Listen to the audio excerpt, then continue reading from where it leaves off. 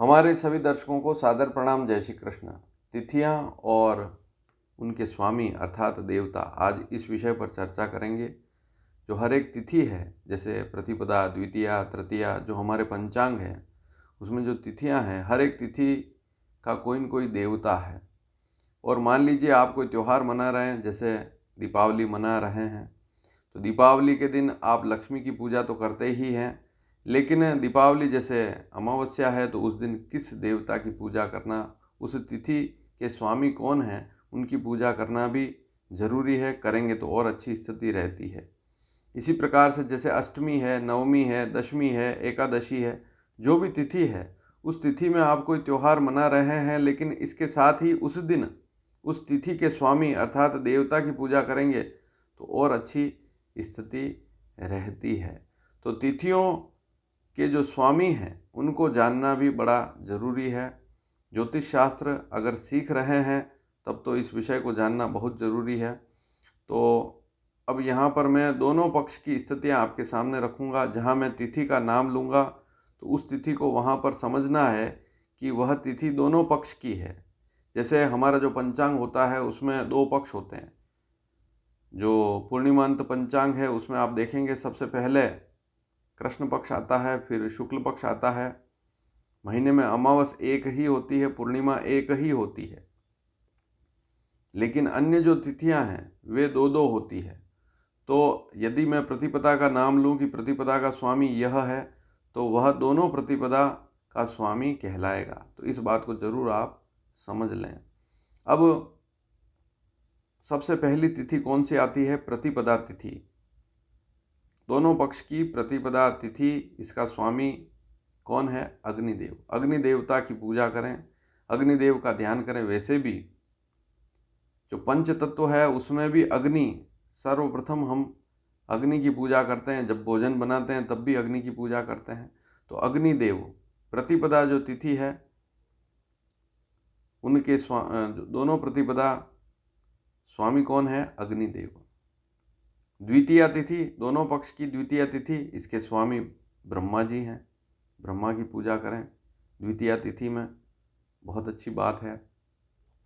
अगर आपका जन्म इन तिथियों में हुआ है और उस तिथि में जन्म हुआ है, जब भी वह तिथि, जन्मदिन पर वह तिथि आती है, तो उस देवता की पूजा करने से भी लाभ मिलता है। और उस तिथि में कोई पर्व त्यौहार है, उस दिन उस देवता की पूजा करने से भी लाभ मिलता है। तृतीया, तृतीया तिथि गौरी।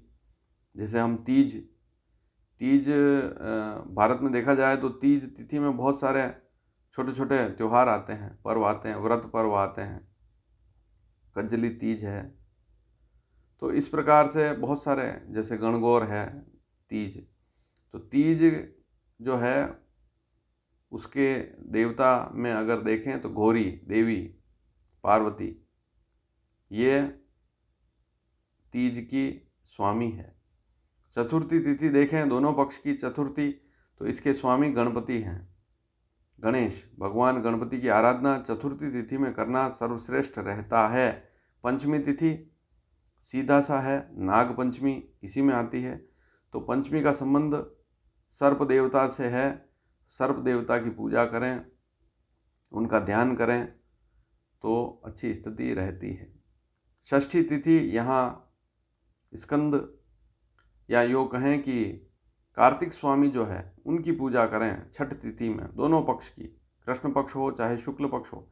छठ तिथि कार्तिक स्वामी इसके स्वामी हैं, देवता हैं, इनकी पूजा करें तो बहुत अच्छी स्थिति रहती है। सप्तमी तिथि की बात करें तो इसके स्वामी सूर्य हैं। तो दोनों पक्ष की सप्तमी जो है इसमें भगवान सूर्य देव का ध्यान करें। जैसे मान लीजिए किसी का सूर्य कमज़ोर है तो सप्तमी तिथि में सूर्य की पूजा करें तो बहुत अच्छी स्थिति रहती है। सप्तमी का आपका जन्म भी है तो आप सूर्य की पूजा करें तो अच्छी स्थिति रहती है। सप्तमी को कोई पर्व है, त्यौहार है, और उस दिन सूर्य की भी पूजा करें तो बहुत अच्छी स्थिति रहती है। अष्टमी तिथि की अगर बात करें तो अष्टमी तिथि के स्वामी देवता हैं भगवान शिव। तो अष्टमी को भगवान शिव की पूजा करें तो बहुत अच्छी स्थिति रहती है। नवमी के दिन अगर नवमी की बात करें तो दोनों पक्ष की नवमी दुर्गा अर्थात देवी दुर्गा की उपासना, पूजा दुर्गा कवच, दुर्गा सप्तशती, दुर्गा पाठ नवमी तिथि में करें तो बहुत अच्छी स्थिति रहती है। दशमी तिथि है, किसी का जन्म है मान लीजिए, या दशमी तिथि के दिन किसकी पूजा करें, या दशमी तिथि के स्वामी कौन है, तो यमदेव हैं। यमराज की पूजा, उनका ध्यान करना। किसी की स्वास्थ्य किसी का खराब है तो इस समय दशमी तिथि में भगवान यमदेव की पूजा, उनका ध्यान करें तो उससे स्वास्थ्य में भी राहत मिलती है। एकादशी तिथि, अब यहाँ पर एकादशी में एक बात समझने लायक है, यहाँ विश्व देवा लिखा गया है। अब विश्व देवा का मतलब यही हुआ, जब आप वेद पढ़ेंगे या अन्य जो कर्मकांड की पुस्तकें पढ़ेंगे तो वहाँ विश्व देवा अलग अलग रूपों में अलग अलग बातें लिखी गई है। पुराणों में भी पढ़ेंगे तो अलग अलग 10, कहीं 10 बताए गए हैं, कहीं 9 बताए गए हैं, कहीं 56 बताए गए हैं विश्व देवा। देवताओं के समूह को विश्व देवा कहते हैं। कहने का तात्पर्य सभी देवताओं का पूजन इस दिन कर सकते हैं। वैसे विश्व देवा अगर देखें, एकादशी में विश्व देवा की पूजा करते हैं तो यहाँ पर क्रतु, दक्ष, वसु, सत्य, काल, काम, फिर उसके बाद धृति, कहीं कहीं ध्वनि भी लिखा है लेकिन है धृति, फिर कुरुवान, प्रभुवान, रोचमान, इस प्रकार से 10 देवताओं का उल्लेख मिलता है। और कहीं कहीं 9 देवताओं का उल्लेख माने तो वहाँ 9 देवता भी लिखे हैं, कहीं अलग और उसमें कुछ और अलग चीज़ें जुड़ी हुई है। कहीं अगर कुछ मंत्र देखेंगे, जैसे मैं आपको एक मंत्र तो नहीं लेकिन इसका अर्थ बता देता हूँ। यहाँ पर जैसे 10 विश्व देव लिखे गए हैं एकादशी में, जैसे भविष्य पुराण में तो मैंने जो पहले बताया कि क्रतु, दक्ष, वसु, सत्य, काल, काम, ये जो मैंने बताया भविष्य पुराण में मिलेगा। और इसके अलावा और आप देखेंगे तो जैसे वहाँ पर भी क्रतु की जगह ऋतु, कहीं ऋतु लिखा है, कहीं क्रतु लिखा है, दक्ष वहाँ पर भी लिखा है, वसु भी लिखा है, सत्य, काल, काम भी लिखा है, कामदेव, काम का मतलब कामदेव। फिर मुनि, गुरु, विप्र और राम, इस प्रकार के शब्द लिखे गए हैं। और कहीं अगर आप कोई वैदिक विद्वान है या विदुषी है, कोई आपको पढ़ा रहे हैं तो वहाँ पर आपको इंद्र, अग्नि, सोम, त्वष्टा, रुद्र, पूषा, विष्णु, अश्विनी, मित्रा, वरुण आदि 9 देवताओं के बारे में बताएंगे विश्वदेव में। तो अलग अलग जगह अलग अलग बातें लिखी है, लेकिन कुल मिलाकर जो देवताओं का समूह है उसे विश्व देवा कहते हैं। कहीं कहीं आप पढ़ने में आता है नांदी श्राद्ध करते हैं, पितरों का श्राद्ध करते हैं, उसमें भी इसकी पूजा, इनकी पूजा विशेष कही गई है। अब द्वादशी तिथि की बात करें, एक बात और मेरे ध्यान में आ रही है। विश्व देवा अगर इसको देखें, ये सारे जो देवता हैं तो ये उत्तराषाढ़ा नक्षत्र के स्वामी हैं। विश्व देवा अर्थात उत्तराषाढ़ा नक्षत्र, मकर राशि में यह नक्षत्र आता है। तो अगर किसी का उत्तराषाढ़ा नक्षत्र है और मान लीजिए कोई पूजा करवा रहे हैं नक्षत्र से संबंधित, हालांकि उत्तराषाढ़ा नक्षत्र की शांति होती नहीं है, लेकिन फिर भी शास्त्रों में तो लिखा है हर नक्षत्र की शांति कराएं। जैसे मूल नक्षत्र हैं वो तो 6 ही कहे गए हैं, लेकिन उत्तराषाढ़ा नक्षत्र में किसी का जन्म हो और कोई व्याधि है तो विश्व देवा का ध्यान करना अच्छा रहता है। अब आगे बात करें कि अगली तिथि कौन सी है, द्वादशी तिथि। इसके देवता कौन है, भगवान विष्णु। तो द्वादशी तिथि है पारस, द्वादशी तिथि है दोनों पक्ष की, तो भगवान विष्णु की पूजा उस दिन करना अच्छा रहता है। त्रयोदशी तिथि में कामदेव की पूजा करना अच्छा रहता है। शरीर में किसी प्रकार की कमजोरी है, संतान का जन्म नहीं हो रहा है, विशेषकर पुरुष स्त्रियां जो है संतान का जन्म नहीं हो रहा है, तो कामदेव की पूजा आराधना करने से, और वो भी त्रयोदशी तिथि में, तो उससे शरीर में पुष्टता रहती है।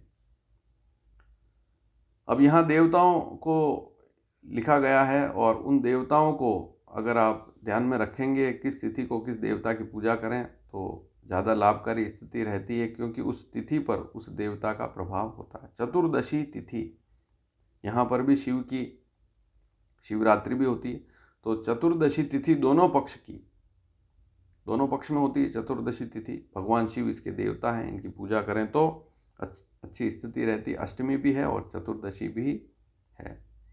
अब इसके बाद पूर्णिमा बसती है, तो पूर्णिमा और अमावस बसती है, तो अमावस एक ही होती है।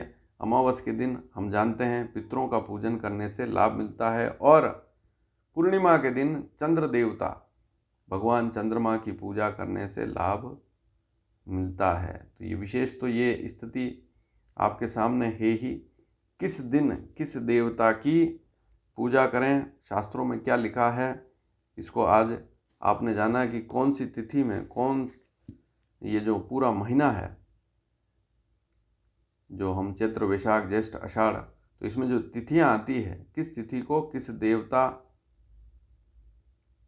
की पूजा करें तो अच्छी स्थिति रहती है। क्योंकि जब ज्योतिष शास्त्र पढ़ते हैं तो यहाँ पर तिथियों के देवता कहे गए हैं।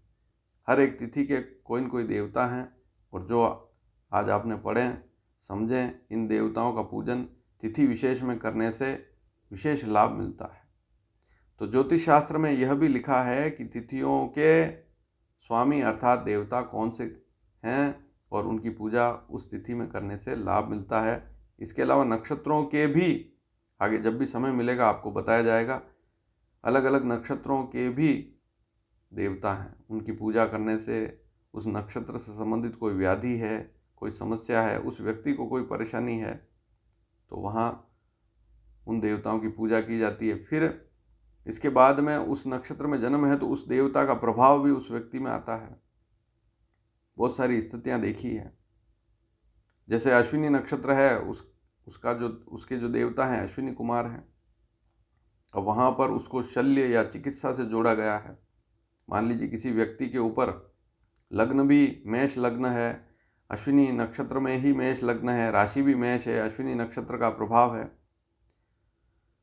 तो ऐसे व्यक्ति को इस लाइन में जाना अच्छा रहता है। जैसे हॉस्पिटल से जुड़ा हुआ काम करे, ये करे, तो जो नर्सिंग है इससे जुड़ा काम करे, या वह शिक्षा ग्रहण करे तो उससे लाभ मिलता है। इसके अलावा शरीर पर भी ध्यान देना होता है। मान लीजिए किसी की मेष लग्न की कुंडली है, मंगल कमजोर स्थिति में है, या इस अश्विनी नक्षत्र में कोई बुरा ग्रह आकर भी बैठा हुआ है, लग्न भी वही है, कोई शारीरिक समस्या है, तब भी ध्यान लगाना पड़ता है, स्वास्थ्य पर ध्यान देना पड़ता है। तो बहुत सारी स्थितियाँ ज्योतिष में फलित में भी देखनी पड़ती है।